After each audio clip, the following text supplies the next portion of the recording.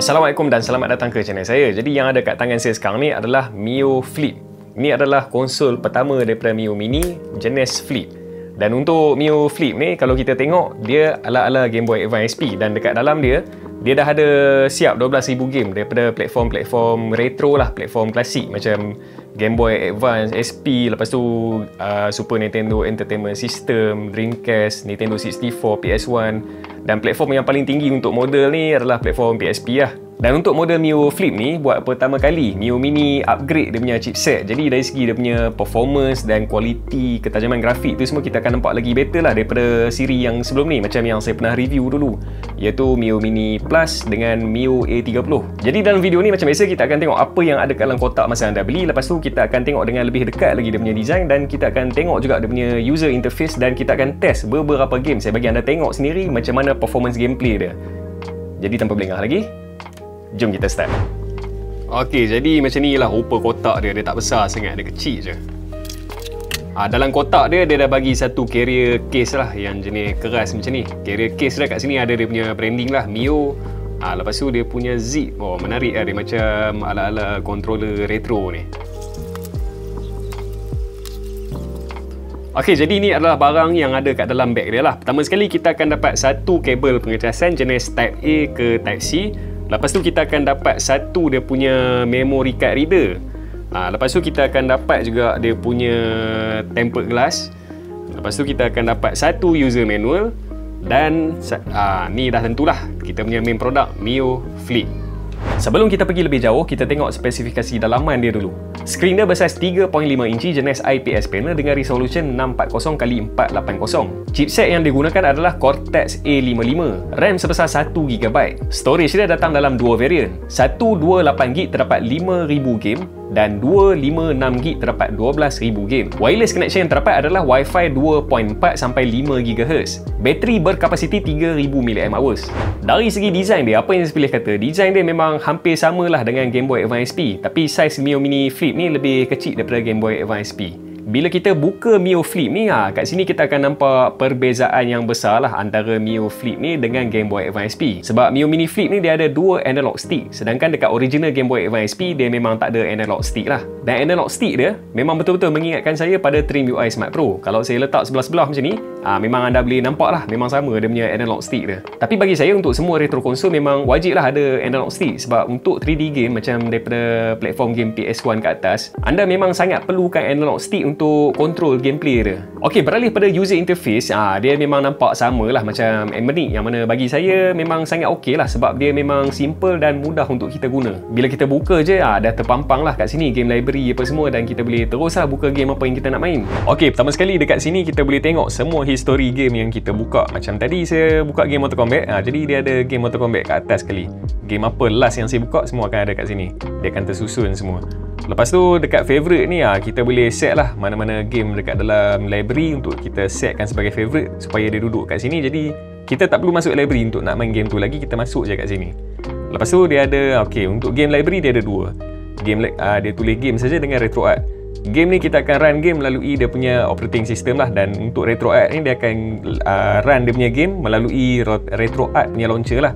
Jadi apa beza dia? Kalau kita run game dekat RetroArch punya launcher, grafik dia akan nampak cantik sikit lah berbanding kat dia punya library yang satu lagi tu. Tapi game dia sama je. Game dia sama je. Anda masuk kat library, anda boleh nampak platform.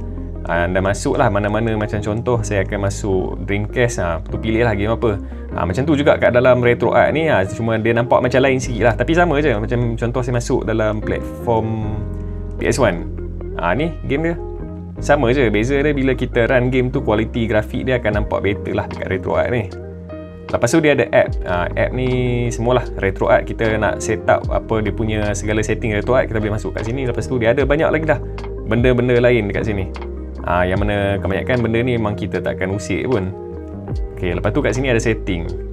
Okey, kat setting Bluetooth, Wi-Fi apa semua, kita boleh dekat sini lah. Kita nak mapping dia punya button, lepas tu segala-gala dia punya brightness apa semua kat sini. Okey, beralih pada performance game. Untuk performance game ni saya skip lah game yang 8-bit ke bawah. Saya bagi anda tengok platform-platform yang berat lah, macam mana Mio Flip ni handle game-game yang berat ni.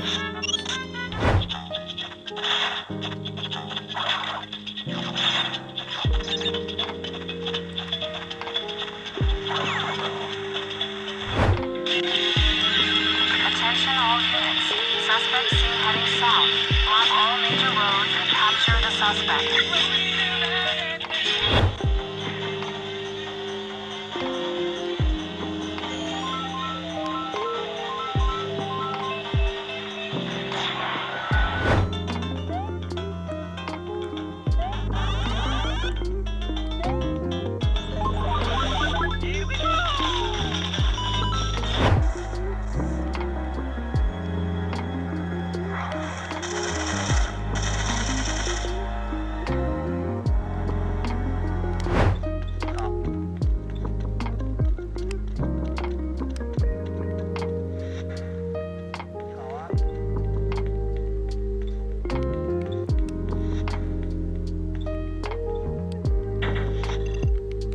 Okey, jadi selepas bertahun-tahun kita tunggu sebuah retro konsol yang lengkap lah daripada Mio Mini, dan inilah hari dia.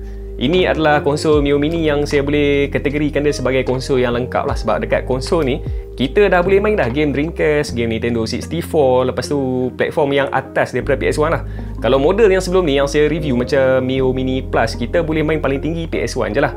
Padahal platform yang famous adalah platform NDS, platform Nintendo 64, antara lah yang famous untuk kategori retro ni. Tapi model sebelum ni memang dia tak boleh nak carry lah semua platform tu. Dan untuk model Mio Mini Flip ni, dia dah boleh handle lah semua platform tu. Bagi saya untuk tahun 2025 ni, untuk platform yang saya sebut tadi macam atas daripada PS1 lah, macam Dreamcast, Nintendo 64, NDS tu semua, bila tak ada kat dalam retro konsol macam tak lengkap, macam tak cukup sifat pula retro konsol tu. Untuk platform PSP yang ada kat dalam retro konsol ni, bagi saya dia adalah satu bonus lah untuk kategori entry level ni. Sebab platform PSP bagi saya dia lebih sesuai untuk kita main dalam paparan potongan 16:9, sebab game dia semua dalam widescreen, dia bukannya aspect ratio 4:3 macam ni. Tapi bawah daripada platform PSP, untuk platform-platform klasik yang guna aspect ratio 4:3, bagi saya memang okey lah untuk konsol macam ni. Okey, jadi saya rasa setakat tu sajalah perkongsian saya untuk video kali ni. Kalau anda berminat dengan Mio Flip ni, saya dah sediakan link pembelian di bawah.